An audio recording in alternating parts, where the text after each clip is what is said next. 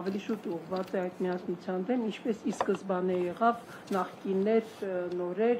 սևեր, սպիտակներ բաժանումով, հիմա ասել ենք արդեն եկեղեցու բաժանմանը,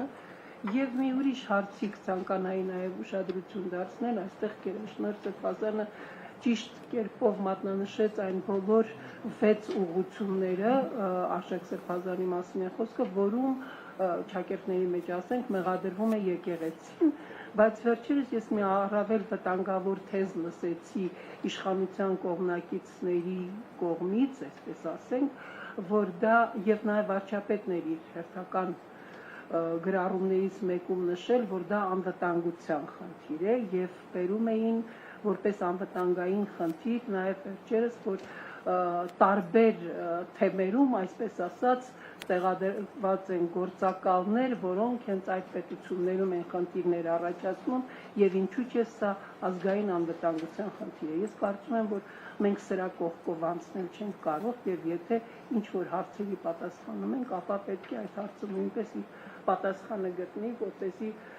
եւ հստակ պատասխանը գտնվի, թե արդյոք դա անվտանգային խնդիր է, թե ոչ։ Ես նույն Եվրոպական դատարանի եւ միջազգային կառույցների գնահատականները նայելով մեր օրենքի վերաբերյալ կարող եմ ասել, որ այնտեղ նշված էր, որ համենայն դեպս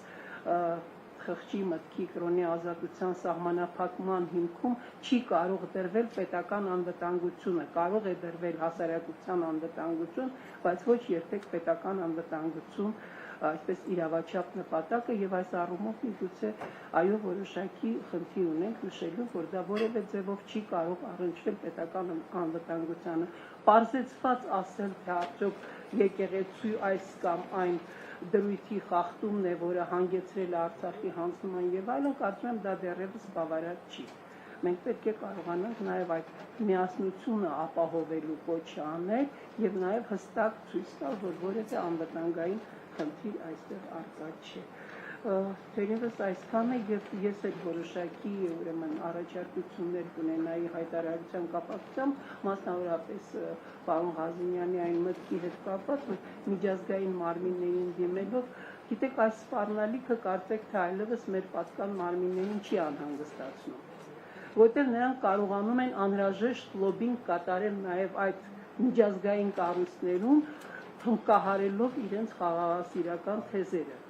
Ես այսօր համոզված կարող եմ ասել, որ նույնիսկ այն դատարանում, որտեղ ես 12 տարի աշխատել եմ, այդ լոբինգը աշխատեց եւ վերջին